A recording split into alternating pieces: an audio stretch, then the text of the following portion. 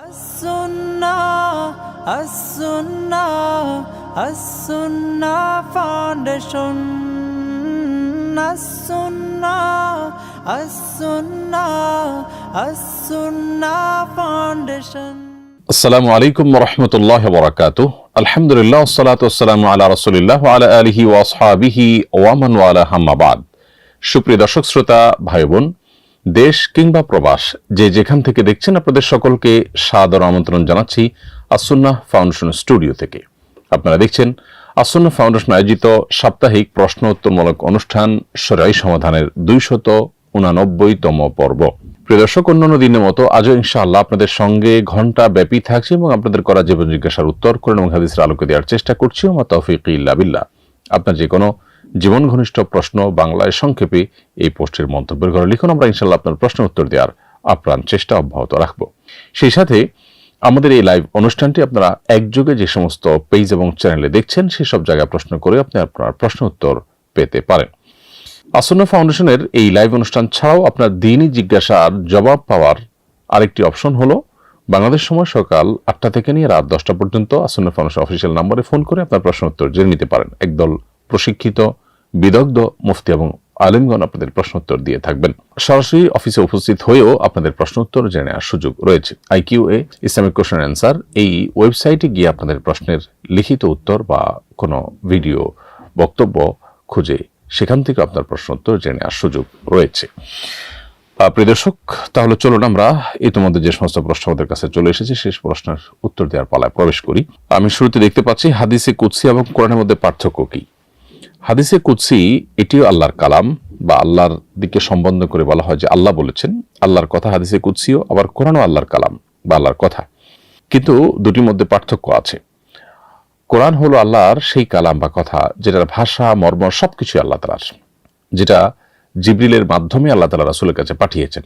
আর হাদিসে কুদসি হলো যেটার মর্ম আল্লাহ তাআলার কিন্তু ভাষা নবী সাল্লাল্লাহু আলাইহি ওয়াসাল্লামের, অর্থাৎ যেটা জিবরিলের মাধ্যমে আসেনি বরং নবী সাল্লাল্লাহু আলাইহি ওয়াসাল্লামের অন্তঃকরণে আল্লাহ তাআলা সরাসরি ওহী করেছেন, সেটা নবী সাল্লাল্লাহু আলাইহি ওয়াসাল্লাম তার ভাষা প্রকাশ করেছেন। এটা হলো হাদিসে কুদসি। যার কারণে হাদিসে কুদসির যে ভাষা সেটা সবসময় অকাট্য হওয়া জরুরি নয়। কারণ হলো সেই ভাষ্য বা সেই হাদিসে কুদসি বর্ণিত বর্ণনাটি বিশুদ্ধ হতে পারে, বিশুদ্ধ নাও হতে পারে, দুর্বল হতে পারে, কিন্তু কোরআনের যে বর্ণনা সেটির ভাষা এবং মর্ম সবই আল্লাহর পক্ষ থেকে আসছে, জিবরিলের মাধ্যমে নবী সাল্লাল্লাহু আলাইহি ওয়াসাল্লাম বলেছেন এবং সন্দেহাতীত সূত্র দ্বারা সেটি আপনার সংরক্ষিত হয়েছে। তো হাদিসে কুদসি এটাও আল্লাহর কথা, কোরআন আল্লাহর কথা, কিন্তু একটা আল্লাহ তাআলা নবী সাল্লাল্লাহু আলাইহি ওয়াসাল্লামের অন্তরে দিয়েছেন, তিনি তার মুখে সেটার ভাষা বা সেটার মর্মটাকে তিনি তার ভাষায় তিনি ব্যক্ত করেছেন। তো এই হলো পার্থক্য। এছাড়া কোরআনের শব্দগুলো সবই মুতাওয়াতির, একেবারে সন্দেহাতীত সূত্র দ্বারা অগণিত মানুষ শুরু থেকে আজও পর্যন্ত বর্ণনা করে আসছে, ছন্দের ঊর্ধ্বে উঠেছে। তাছাড়া হাদিসে কুদসি এটি স্পর্শ করার জন্য ওযু প্রয়োজন নাই, কিন্তু কোরআন স্পর্শ করার জন্য ওযু প্রয়োজন। এরকম আরো বেশ কিছু পার্থক্য আছে, কিন্তু হাদিসে কুদসিকে আল্লাহর দিকে সম্বন্ধ করার বিষয়টিও সুসাব্যস্ত, সুপ্রমাণিত, সেটাকে অস্বীকার করবার সুযোগ নয়। বিশুদ্ধ সূত্রে বর্ণিত হাদিসে কুদসির একটা বিশেষ গুরুত্ব রাখে, যেটি আল্লাহ তার রাসূলকে দিয়ে বলিয়েছেন। রাসূল সাল্লাল্লাহু আলাইহি ওয়াসাল্লাম নিজে থেকে যেগুলো বলেছেন সেগুলো আল্লাহ তাআলা দ্বারা নিয়ন্ত্রিত এবং আল্লাহ তাআলা তাকে ওহীর মাধ্যমে তাকে দিয়ে আল্লাহ বলিয়েছেন। কিন্তু পার্থক্য হলো একটা আল্লাহ আল্লাহর কথা হিসেবে বলেছেন, আর নবী সাল্লাল্লাহু আলাইহি ওয়াসাল্লামকে আল্লাহ তাআলা কথা বলার তৌফিক দিয়েছেন, বলার আল্লাহ তাআলা নিয়ন্ত্রণ করেছেন। দুই জিনিস, একটা সাধারণ হাদিস, আর হলো হাদিসে কুদসি। এরপরে প্রশ্ন হলো, আমার কাগজপত্র নকল করে আমার নামে উপবৃত্তির টাকা তোলা হয়েছে, পরে সেই টাকাটা আমাকে দেয়া হয়েছে, কিন্তু বাস্তবে আমি এই উপবৃত্তি পাওয়ার যোগ্য নই। এখন শরীয়তের দৃষ্টিতে আমার করণীয় কি? উত্তর হলো যে আপনি যেটার যোগ্য নন কিন্তু নকল কাগজপত্র দিয়ে আপনার জন্য সেই সুযোগ সুবিধা আদায় করা হয়েছে, এটি অন্যায় করা হয়েছে। যারা এটি করেছেন তারা গুনাহের কাজ করেছেন। আর আপনি একজন মুসলমান হিসাবে আপনার দায়িত্বশীলতার জায়গা থেকে এটি আপনি ভোগ করতে পারেন না, কারণ এটি আপনার হক নয়, অধিকার নয়। অতএব এই অন্যায়ভাবে যেটি তোলা হয়েছে সেটা আপনি ভোগ করতে পারবেন না, বরং যে প্রতিষ্ঠান থেকে তোলা হয়েছে সেই প্রতিষ্ঠানে এটি ফেরত দেওয়ার ব্যবস্থা গ্রহণ করতে হবে। এরপরে প্রশ্ন হলো, সাবেক প্রধানমন্ত্রী বেগম খালেদা জিয়ার জানাজায় সাধারণ মানুষের পাশাপাশি আলেমদের উপস্থিতি এবার বিশেষভাবে চোখে পড়েছে, অথচ রাজনীতিবিদদের জানাজা এমন দৃশ্য খুব বেশি দেখা যায় না, এর কারণ কি? খুবই গুরুত্বপূর্ণ প্রশ্ন। সাবেক তিনবারের প্রধানমন্ত্রী বেগম খালেদা জিয়ার জানাজায় সাধারণ মানুষের পাশাপাশি আলেম ওলামা, মাদ্রাসার ছাত্রদের উপস্থিতিটা বেশ উল্লেখযোগ্য ছিল। এর অন্যতম বড় কারণ আমি মনে করি যে বেগম খালেদা জিয়া ব্যক্তিগতভাবে তিনি ইসলাম প্র্যাকটিস কতটা করতেন বা করতেন না সেটা তো আমরা সেভাবে জানি না, কিন্তু একটা বিষয় খুবই পরিষ্কার, সেটা হলো আমরা আমাদের শৈশব থেকে বেগম খালেদা জিয়াকে দেখে আসছি যে তিনি কখনো আলেম ওলামা বা ইসলাম বা কোনো ধর্ম এগুলো নিয়ে কখনো নেগেটিভ কটূক্তিমূলক বক্তব্য অথবা আপনার এদেশের মানুষ ধর্মপ্রাণ তাদেরকে সংক্ষুব্ধ করে কোনো কথা বলতে তাকে কখনো শোনা যায় না। অথচ তার দলের কোনো কোনো নেতাদের কোনো কোনো কথা দেখা গেছে ওলামা ইকরাম আঘাতপ্রাপ্ত হয়েছেন বা খোঁচা মেরে কথা বলেছেন, কিন্তু তিনি এই কাজটি কখনো করেননি। এটির মধ্য দিয়ে তিনি মূলত তার স্বামী শহীদ প্রেসিডেন্ট জিয়াউর রহমানের যে আদর্শ সেটিকে ধারণ করেছেন। এই একটি জায়গায় তিনি অন্য অনেক থেকে পৃথক হয়ে গেছেন। বাংলাদেশের ইতিহাসে যত শাসক এসেছেন এই শাসকদের মধ্যে খালেদা জিয়ার এই একটা জিনিস, অর্থাৎ ওলামা ইকরামের প্রতি শ্রদ্ধা, দিন এবং ধার্মিকদের প্রতি শ্রদ্ধা, তাদেরকে কখনো অবজ্ঞা অবহেলা না করা কিংবা তাদেরকে কখনো অপমান না করা, খোঁচাখুচি না করা, এই একটা বিষয়ের কারণে তিনি সাধারণ দিনদার মানুষদের কাছেও বেশ গ্রহণযোগ্য মানুষে পরিণত হয়েছেন। তাছাড়া প্রচন্ড রকমের মাজলুম হওয়ার কারণে বয়সেও এত জুলুমের শিকার হয়েছেন, পুরো পরিবার, তার ঠিকানা, আবাসন, জীবন সবকিছু যখন তছনছ করে দেওয়া হলো, তখন খুব স্বাভাবিক সাধারণ মানুষের সিম্প্যাথি তার প্রতি যুক্ত হয়েছে। আবার সময়টাও রাইট টাইম ছিল, হয়তো বিগত সরকারের আমলে যদি তার মৃত্যু হতো তাহলে সেক্ষেত্রে সেখানে জানা যায় এত মানুষ উপস্থিত হওয়া সহজ ছিল না। মানুষ আসলে স্বাধীনভাবে কোনো কাজ করতে পারলে তখন মানুষ যেটা করে সেটাই হলো মানুষের মনের কথা। আর স্বাধীনভাবে যখন কাজ করতে পারে না তখন আসলে মানুষের সিদ্ধান্তের মাধ্যমে তার সঠিক যে অবস্থান সেটা সবসময় পরিষ্কার হয় না। যাই হোক, তো বেগম খালেদা জিয়ার ভুলত্রুটি আল্লাহ তাআলা মাফ করে থাকে, আল্লাহ তাআলা জান্নাতবাসী করুন, দোয়া করি। এবং তার যে বিষয়টার কারণে তিনি অনন্য হয়েছেন, তার অনন্য হওয়ার মতো আরও বিষয় থাকতে পারে, আমি যেটি কথা উল্লেখ করেছি সেটি, এবং তার স্বামী এবং শহীদ প্রেসিডেন্ট জিয়াউর রহমানের যে আদর্শ সেটি যেন এই দলের অন্যান্য নেতৃবৃন্দ তারা যেন ধারণ করতে পারেন, আমরা সে দোয়া তাদের জন্য করি। এবং ধর্মপ্রাণ মানুষদের দেশে ধর্মকে আপনার বিমাতাসুলভ আচরণ ধর্ম এবং ধার্মিকদের সাথে করার যে প্রবণতা দীর্ঘদিন থেকে চলে আসছে সেই প্রবণতা দূর হোক, এবং বাহিরের এজেন্ডা পুশ করার বা সেটাকে আপনার আরোপ করার সমাজের মধ্যে যে প্রবণতা দীর্ঘদিন থেকে চলে আসছে সেটা বন্ধ হোক, সেটা আমরা প্রত্যাশা করি। আবার দোয়া করি আল্লাহ তাআলা তার শোক সন্তপ্ত পরিবারকে সান্ত্বনা নসিব করুন এবং তাকে আল্লাহ তাআলা ভুলত্রুটি মাফ করে জান্নাতবাসী করুন। আমি একটি মাল্টিন্যাশনাল কোম্পানিতে কাজ করি। অফিসের কলিগরা প্রায় বিভিন্ন কালচারাল ডিনার বা পার্টির আয়োজন করে থাকেন। সেখানে অনেক সময় এমন সব খাবার বা পানীয় থাকে যা মুসলিমদের জন্য নিষিদ্ধ। আমি যদি সেই অনুষ্ঠানে যোগ দিয়ে শুধু হালাল খাবার গ্রহণ করি এবং অন্যদের সাথে সৌজন্যতামূলক আচরণ করি তবে কি আমার কোনো গুনাহ হবে?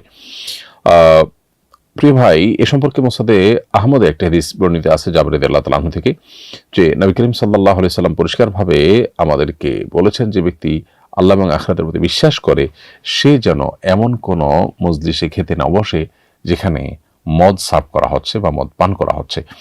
তো এখানে আপনি মদ পান না করলেও বা মাদক গ্রহণ না করলেও সেখানে মাদক অন্যরা গ্রহণ করছে, সেখানে আপনি বসে হালালটা খাওয়াটাও আপনার জন্য এই হাদিসের আলোকে নিষিদ্ধ।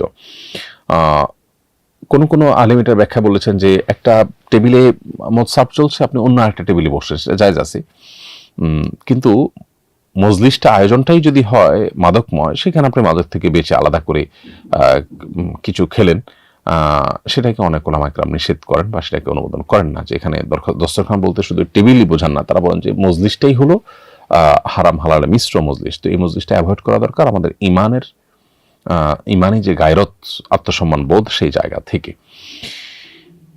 এরপরে প্রশ্ন হলো, আমার উপর জিনের আসর আছে, এতদিন আমার স্বামী বিদেশে ছিলেন, এখন তিনি বলছেন আমার সঙ্গে নাকি জিনের সহবাস হয়, তাই আমাকে তারা দিয়ে দিবেন, এই মুহূর্তে আমার করণীয় কি? কারোর উপরে জিনের আসর থাকলে জিনের সাথে তার শারীরিক সম্পর্ক হয় এই ধারণা করা একেবারেই অমূলক। আর দ্বিতীয়ত হলো, যদি জিন কোনো নারীর উপর এ ধরনের জুলুম অবিচার করে, এটি যদি তার কাছে প্রমাণিত হয় বা মনেও হয় বা নারী অনুভব করেন, তিনি বলেনও, সেক্ষেত্রে শরিয়া দৃষ্টিকোণ থেকে তার উপর কোনো দায় নেই, কারণ এখানে তার কোনো হাত নেই। আর বিষয়টাকে যেভাবে ব্যাখ্যা করা হয় সবসময় সেভাবে হওয়া জরুরি নয়। অনেক সময় এগুলো একান্ত মানসিক বিষয় হয়ে থাকে, অনেক সময় দেখা যায় যে জাস্ট স্বপ্ন হয়ে থাকে। এই বিষয়গুলোর ভিত্তিতে স্বামী স্ত্রীর মধ্যকার সম্পর্কের ইতি টানার মতো সিদ্ধান্ত এত সহজ সিদ্ধান্ত নয়। অতএব আপনার স্বামী যে সিদ্ধান্ত নিতে যাচ্ছেন সেটি আমার মনে হয় যে তিনি সঠিক সিদ্ধান্ত নিচ্ছেন না।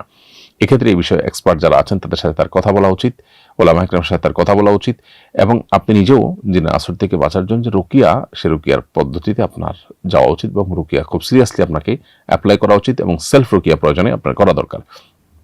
আর এর পাশাপাশি আপনার স্বামীকে তার সিদ্ধান্ত নিয়ে আপনি প্রশ্ন তুললে তাকে ওলামা ইকরাম, বিচক্ষণ বিদগ্ধ ওলামা ইকরামের কাছে শরণাপন্ন হতে আপনি পরামর্শ দিতে পারেন, অন্যদের মাধ্যমে তাকে আপনি বোঝাতে পারেন, আর আল্লাহর কাছে দোয়া তো আপনি করতেই পারেন।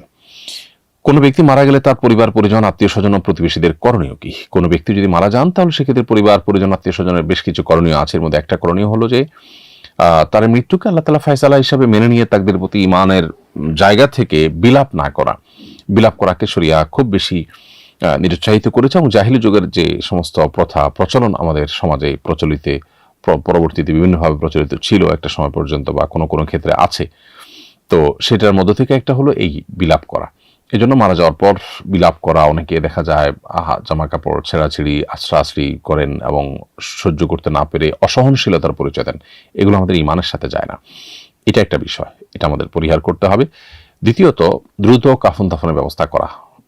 দেরি করে বিলম্ব করে দাফন কাফন করা অনুচিত। যত দ্রুত সম্ভব জানাজা এবং দাফন কাফনের ব্যবস্থা করতে হয়। নবী সাল্লাল্লাহু আলাইহি ওয়াসাল্লাম বলেছেন, আসরিউ বিল জানাজা, তোমরা দ্রুত জানাজার ব্যবস্থা নাও।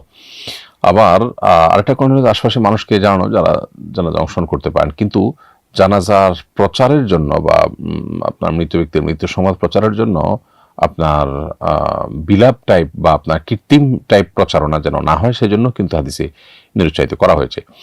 এবং মানুষ জানাজার পর আপনার দাফন কাফন এগুলো করে দ্রুততার সাথে তার যদি কোনো ঋণ থাকে তার পরিত্যক্ত সম্পদ থেকে সে ঋণ পরিশোধের ব্যবস্থা গ্রহণ করা, এবং ওসিয়ত থাকলে 1/3 টোটাল সম্পদের 1/3 এর মধ্যে ওসিয়ত কার্যকর করা।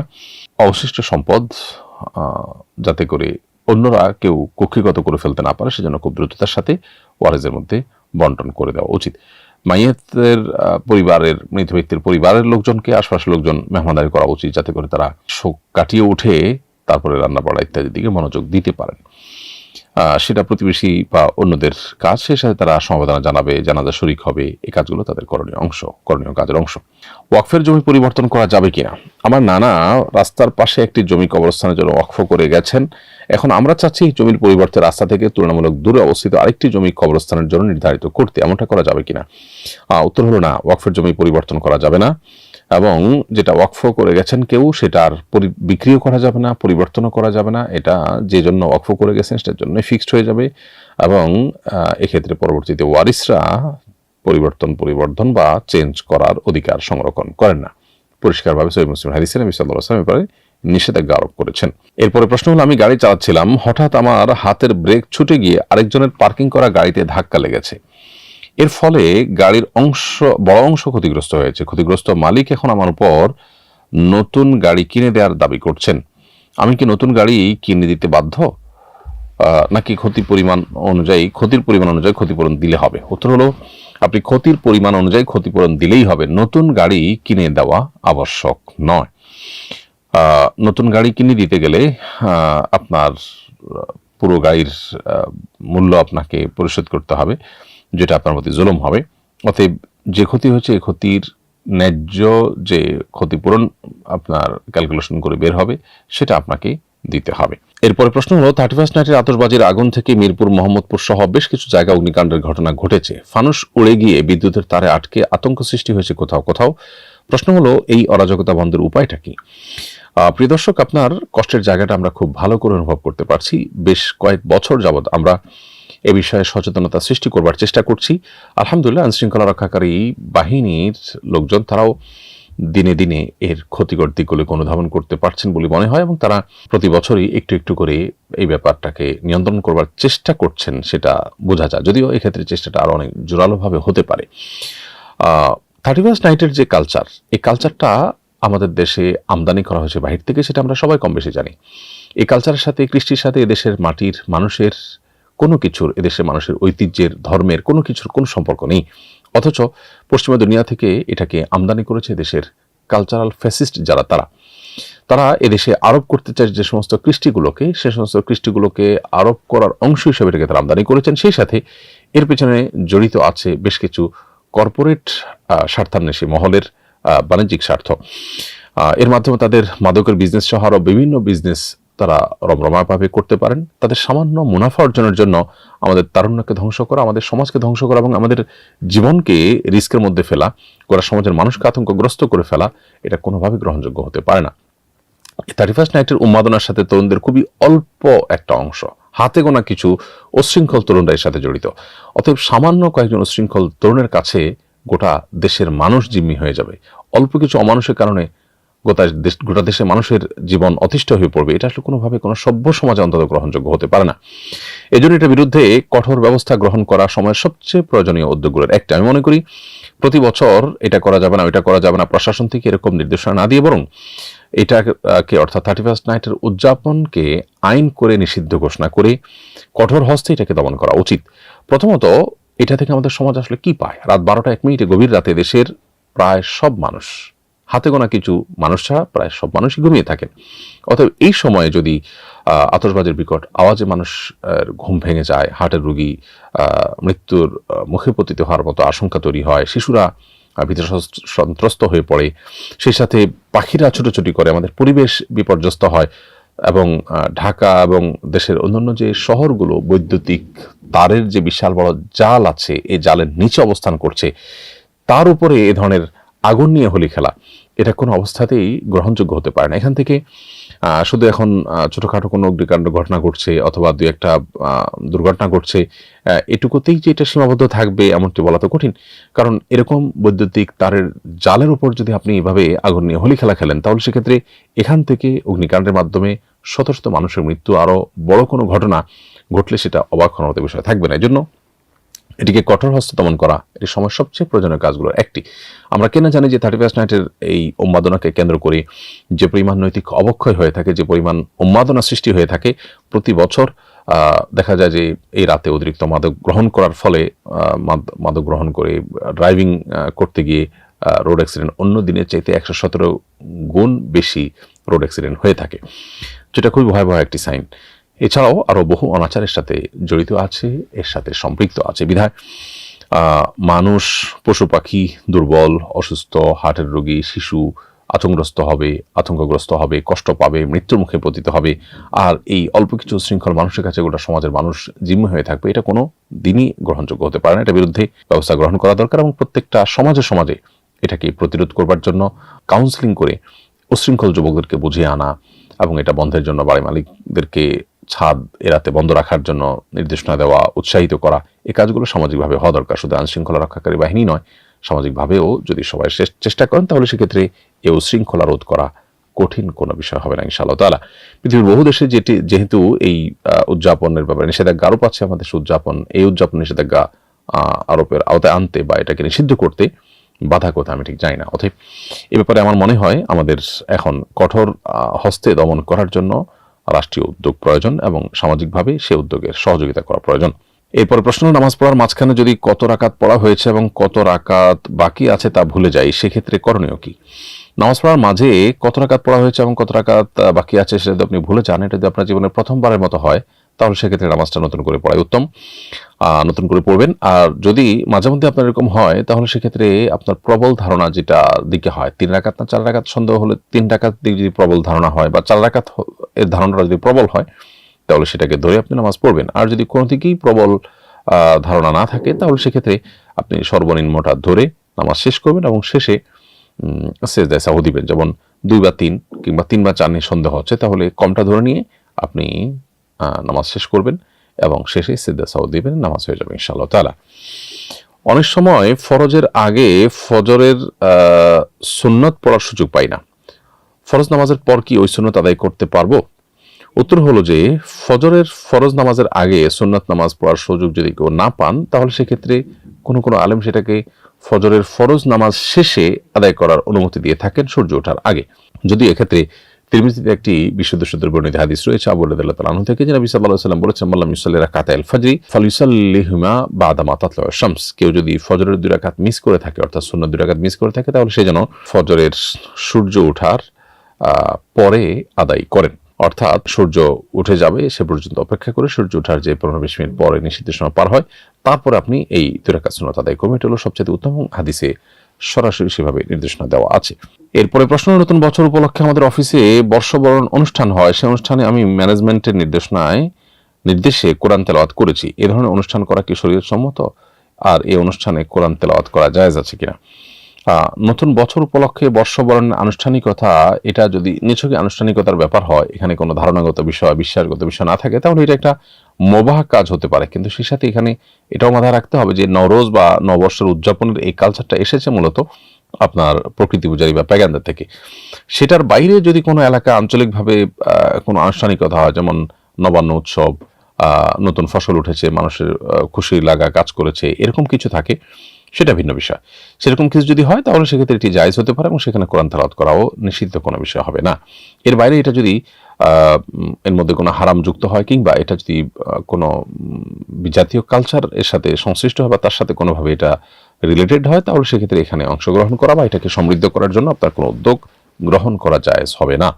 এরপরে প্রশ্ন হলো, 1989 সালে এক ব্যক্তি আমার দোকান থেকে বাকিতে 1 টন রড নিয়েছেন। 1 টন রডের দাম তখন 14,000 টাকা ছিল। এখন তিনি আমাকে সেই সময়ের দাম 14,000 টাকা পরিশোধ করতে চাইছেন। আমি কি 14,000 টাকা গ্রহণ করতে বাধ্য, নাকি বর্তমান সময়ের মূল্য দাবি করতে পারবো? প্রিয় দর্শক, আপনি যেহেতু তার কাছে রড বিক্রি করেছেন এবং টাকা আপনার চূড়ান্ত হয়ে গেছে যে আপনি 14,000 টাকা তার কাছ থেকে পাবেন, অতএব অনেক বছর পর হলেও সেই 14,000 টাকাই আপনার নেয়ার অধিকার থাকবে, অতিরিক্তটা না। তবে তিনি তার নৈতিকতার জায়গা থেকে যদি এখানে অতিরিক্ত বাড়িয়ে দেন, সেটা আপনি গ্রহণ করতে পারবেন। এখন প্রশ্ন হলো যে তাহলে আমি তো ক্ষতিগ্রস্ত হলাম। উত্তর হলো যে আপনাকে তো শরীয়ত এতদিন পর্যন্ত ছাড় দেওয়ার বিষয় আপনাকে বাধ্য করেনি। আপনি যদি চাইতেন যে কোনোভাবে তার কাছ থেকে টাকা আদায় করে নিতেন, শরীয়ত আপনাকে সে রাইট দিয়েছিল, আপনি সেটা আদায় করেননি অথবা তিনি দিতে পারেন নাই সামহাও, তাহলে এখন আপনি যে যদি এটা গ্রহণ করে ক্ষতিগ্রস্ত হয়েও থাকেন আর্থিকভাবে, কিন্তু আপনি যে সুদ গ্রহণ থেকে বেঁচেছিলেন, আপনি যে হারাম গ্রহণ করেননি, অথচ চাইলে অন্য 10 জনের মতো আপনি সে চেষ্টা করতে পারতেন, তো এটা কেন আল্লাহর কাছে আপনি আজর পাবেন। ইমানদার সবকিছুর বিনিময় দুনিয়াতে বা নগদে প্রত্যাশা করবে না, বরং অনেক কিছুর বিনিময় ইমানদার আল্লাহর কাছে পরবর্তীতে পাবে, সে প্রত্যাশা করতে পারে। এরপরে প্রশ্ন হলো, শিশুর নাভি শুকায়নি, জন্মের 7ম দিনে চুল কাটার পর কি গোসল দেওয়া জরুরি? প্রথম কথা হলো যে জন্মের 7ম দিনে চুল কাটা মুস্তাহাব, তবে গোসল দিতে হবে এমন কোনো বাধ্যবাধকতা নেই। যদি কেউ চুল কেটে গোসল না দিয়ে রাখতে পারে বাচ্চাকে, ওকে, কোনো অসুবিধা নেই। গোসল দেওয়া এমনিতেই আবশ্যক নয় বা সুন্নাত মুস্তাহাব কিছুই নয়। আর চুল কাটা যেটি মুস্তাহাব, সেটাও যদি বাচ্চার স্বাস্থ্যের জন্য কোনো কারণে ক্ষতিকর হয়, তাহলে সেটা পরে করলেও কোনো অসুবিধা হবে না। যদিও পশ্চিমা পৃথিবীতে দেখা যায় যে চুল কাটার বিষয়টা তারা ইচ্ছাকৃতই অনেক দেরি করেন এবং অহেতুক তারা মনে করেন বাচ্চার জন্য এটা ক্ষতিকর। আমাদের দেশে বা মুসলিম দেশগুলোতে ব্যাপকভাবে মুসলমান